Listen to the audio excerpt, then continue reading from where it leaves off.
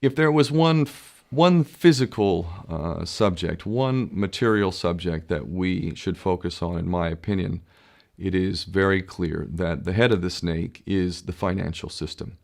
We can argue till the end of time about who runs the world. Is it the Jesuits? Is it the reptilians? Is it the Illuminati? Is it the Freemasons? We can go on and on and on and on about this. But I don't think it is reasonable to even begin arguing about the mechanism that is used to exert this control. The mechanism is finance. The whole point of finance is to indebt, otherwise to enslave. What is a mortgage? I mean, what does that stand for? It's a death grip.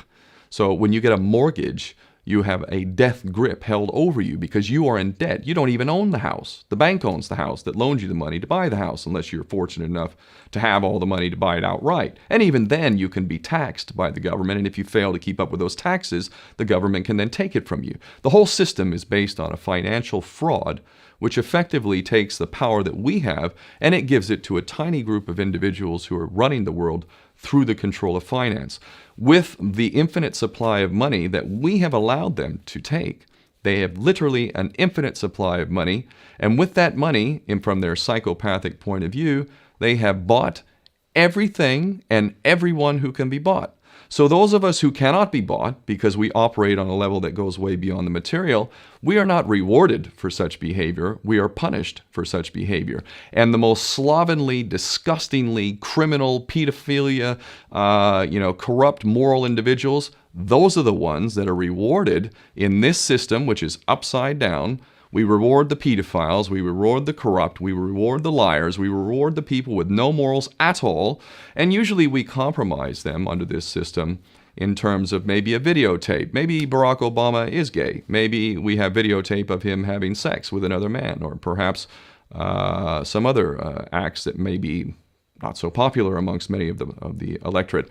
Or maybe we have videos of political leaders having sex with little boys or little girls. If I was in charge of the world and I was a psychopath and completely drunk on my own power, you can bet damn sure that's what I would do. I wouldn't allow anyone in a position of power who wasn't completely compromised. When you have an infinite supply of money, you can do this.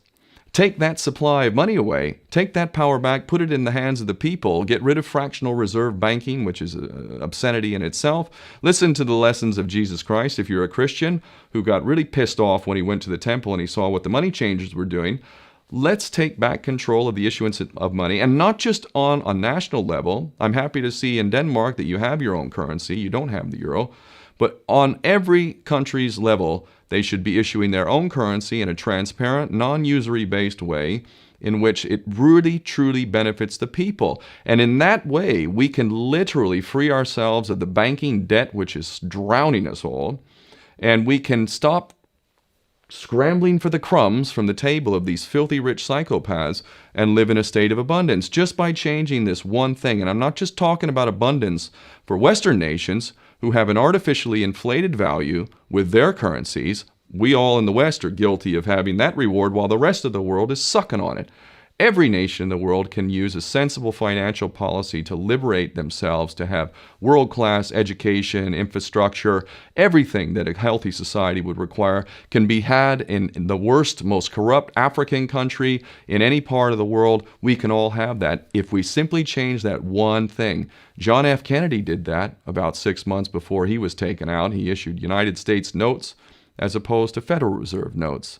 I can assure you the powers that be knew the power of that act, and they took him right out. So the bottom line is, if we as people understand this very simple principle, just this one thing, change this one thing, we can solve every other problem you can name. I don't care what the problem is. I can bring it back to the financial system and an infinite supply of money for a bunch of psychopaths who are running the world, as opposed to an abundant supply of money for all of us. So in that sense, I'm very optimistic.